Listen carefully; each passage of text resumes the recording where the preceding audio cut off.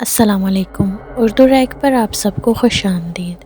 آج کی ہماری کہانی کی طرف پڑھنے سے پہلے آپ سب سے گزارش ہے کہ اردو ریک کو سبسکرائب کر دیں اور بیل نوٹیفیکیشن بھی آن کر دیں تاکہ آپ تک ہماری ہر آنے والی ویڈیو کی اپڈیٹ پہنچ سکے۔ انہونی ہونے کا کوئی وقت متعین نہیں ہوتا، کب کس موڑ پر کون سی انہونی ہماری منتظر ہو ہم سوچ بھی نہیں سکتے۔ انیسہ کے ساتھ بھی ایک ایسا ہی روح پر لرزہ طاری کر دینے والا واقعہ ہوا۔ گرمیوں کی چھٹیوں کے بعد انیسہ پہلی بار اپنے 10 سالہ بیٹے جمشید کے ساتھ مائکے آئی تھی۔ انیسہ اپنے مائکے کے گاؤں میں زیادہ تر نہیں آتی تھی کیونکہ وہ ڈرتی تھی کہ اس کا بیٹا پھر سے آوارہ لڑکوں کے ساتھ یہاں وہاں نہ ٹہلنے لگے۔ لیکن اس بار ٹھنڈ شروع ہوتے ہی ماں کو پٹھوں کا شدید مسئلہ ہوا اور بھابھی بچے کی پیدائش کے بعد ساس کو سنبھال نہیں پاتی تھی، اسی لیے انیسہ کی ماں کو انیسہ کو بلانا پڑا۔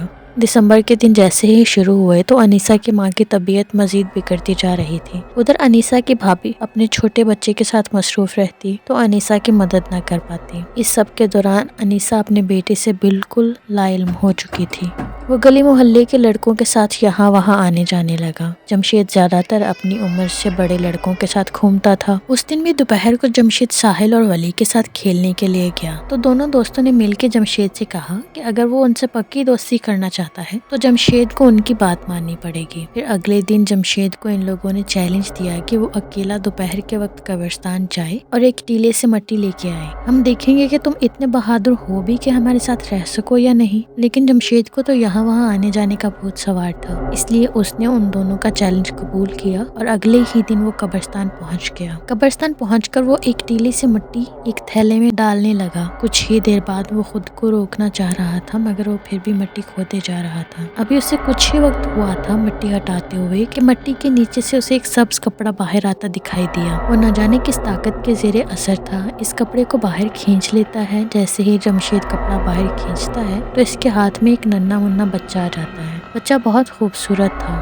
لیکن اس بچے کو قبرستان کے باہر اس ٹیلے پر اس لیے دفنایا گیا تھا کہ اس کی پیدائش کے دوران ہی اس کی موت ہو گئی تھی۔ تھوڑی دیر بعد جمشید کو ہوش آیا تو اس نے بچے کو وہیں دفنا دیا اور کانپتے ہوئے گھر واپس آ گیا۔ جمشید جب گھر پہنچا تو وہ بہت گھبرایا ہوا تھا، اس قدر کہ وہ سیدھا کمرے میں گیا اور کچھ دیر کے لیے سو گیا۔ جب وہ دوپہر کو سو کر اٹھا تو جمشید کو اپنا چہرہ بھاری محسوس ہو رہا تھا۔ وہ اپنے چہرے کو چھوتا یہ سمجھنے کی کوشش کرنے لگا کہ آخر اس کے ساتھ کیا ہوا ہے۔ اتنے میں انیسہ کمرے میں آئی تو بیٹے کو دیکھ کر چلا دی۔ جمشید کا چہرہ بری طرح سے سوجا ہوا تھا اور ٹیڑھا بھی ہو چکا تھا۔ انیسہ اپنے بیٹے سے بارہا پوچھتی رہی کہ اس کے ساتھ کیا ہوا ہے۔ 2 گھنٹے قبل ہی تو وہ کمرے میں سونے کے لیے آیا تھا، تب تک تو جمشید کو کچھ بھی نہیں ہوا تھا، پھر 2 ہی گھنٹے میں کیسے اس قدر برا حال ہو سکتا ہے؟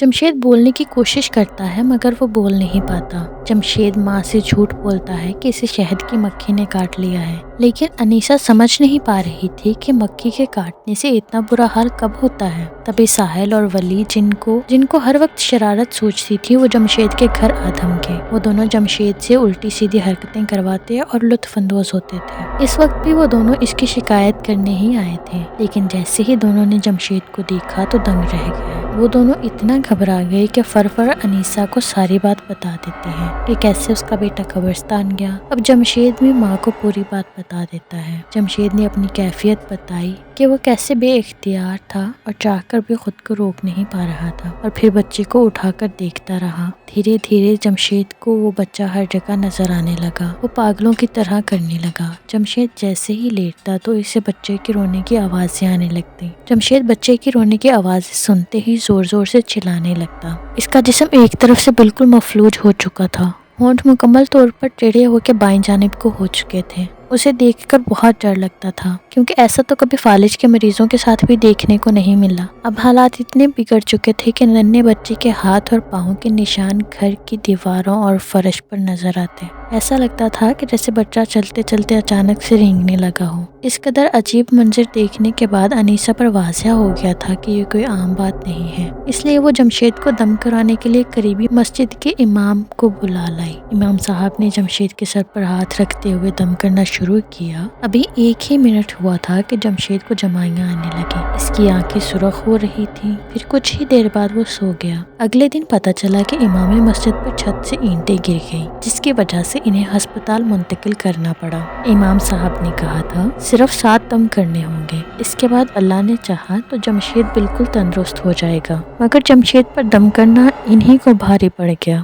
امام صاحب نے انیسہ کو پیغام بھجوایا کہ جتنا جلدی ہو سکے اپنے بیٹے کو ڈیرے کے بزرگ کے پاس لے جائے۔ انیسہ نے گلی کے 2 لڑکوں کی مدد لی اور جمشید کو ڈیرے والے بزرگ کے پاس لے گئی۔ انہوں نے جمشید کو دم کرنا شروع کیا اور ایک تعویذ گلے میں ڈالنے کو دیا۔ ساتھ ہی انیسہ کو باخبر کرتے ہوئے بتایا کہ اس پر کسی گندی چڑیل کا سایہ ہے جو اولاد کے لیے یہاں وہاں پھرتی رہی۔ اصل میں وہ چڑیل ایک عورت تھی جس کو 20 سال سے اولاد نہیں ہو رہی تھی، اس لیے وہ کالے علم والوں کے پاس جانے لگی اور ایک دن چلا کرتے کرتے اس کی جان چلی گئی، اور کیونکہ وہ شیطانی عملیات کر رہی تھی اس لیے وہ چڑیل بن گئی۔ اب وہ ہر بار کسی نہ کسی بچے کی تلاش میں رہتی ہے۔ اس بچے کی موت ہوئی تو اسے لگا کہ وہ اس کا بچہ سو رہا ہے۔ جب جمشید نے اس بچے کو کپڑے سے نکالا تو اس چڑیل نے سمجھا کہ یہ اس کے بچے کو چھین رہا ہے، اسی لیے اب وہ جمشید کو تنگ کر رہی ہے۔ مزید انہوں نے انیسہ سے یہ بھی کہا کہ تعویذ پہننے کے بعد ہو سکتا ہے کہ گھر میں کوئی ہلچل ہو، مگر اس تعویذ کو کسی صورت جمشید سے الگ مت کرنا۔ انیسہ گھر آئی۔ بزرگ کی ہدایت کے مطابق جمشید کو نہلا دھلا کر اسے تعویذ باندھا گیا۔ پھر اسی رات انیسہ کو ہر طرف لمبے بالوں والا سایہ گھومتا دکھائی دے رہا تھا۔ مدھم روشنی میں کمرے کی دیواروں پر لمبے لمبے بالوں والا سایہ اتنی تیزی سے بھاگتا دکھائی دے رہا تھا کہ وہ سمجھ ہی نہیں پا رہی تھی یہ کیا چیز ہے۔ اس کے ساتھ ہی چھوٹے بچے کے رونے کی آوازوں سے پورا کمرہ گونج گیا۔ انیسہ ڈر کے مارے کانوں پر ہاتھ رکھ لیتی ہے اور آیت الکرسی کا ورد شروع کر دیتی ہے۔ کمرے کی ایک طرف سے فرش پر خون بہتا دکھائی دینے لگتا ہے۔ انیسہ نے آیت الکرسی کا ورد چھوڑا اور چلانے لگی، کیونکہ جس طرف سے خون بہتا دکھائی دے رہا تھا اسی طرف اس کے بیٹے جمشید کی چارپائی تھی۔ انیسہ نے ذرا آگے ہو کے دیکھا تو جمشید وہاں سے غائب تھا۔ پھر انیسہ کو ساتھ والے صحن سے قدموں کی آہٹ سنائی دینے لگی۔ انیسہ بھی اسی طرف چل دی۔ اسے وہاں پر ایک عورت نظر آئی۔ اس کی آنکھیں سرخی مائل تھیں۔ اس کے قریب بہت سے چھوٹے چھوٹے بچے موجود تھے۔ انیسہ قدم قدم ان کی طرف بڑھتی جا رہی تھی۔ وہ اس کا چہرہ دیکھنے ہی والی ہوتی ہے کہ اسے کمرے سے جمشید کے چلانے کی آواز آتی ہے، جس سے وہ ہوش میں آتی ہے اور جھٹ سے پلٹ کر کمرے کی طرف دیکھتی ہے، لیکن تبھی اسے اس عورت کا خیال آتا ہے تو دوبارہ سے واپس پلٹ کے دیکھنے پر اسے وہاں کوئی بھی دکھائی نہیں دیتا۔ انیسہ کمرے کی طرف لپکتی ہے۔ جمشید چارپائی پر اوندھے منہ لیٹا ہوا تھا اور وہاں پر خون کے نشانات بھی موجود تھے۔ انیسہ بیٹے کے پاس بیٹھ کر بزرگ کی بتائی ہوئی آیتوں کا دم کرنا شروع کر دیتی ہے۔ اب بچوں کے رونے کی آوازیں قدرے کم ہو چکی تھی۔ اللہ اللہ کر کے صبح ہو جاتی ہے اور صبح ہوتے ہی انیسہ دیکھتی ہے کہ جمشید کا چہرہ کافی حد تک ہلکا ہو چکا تھا اور وہ سیدھا بھی ہونے لگا۔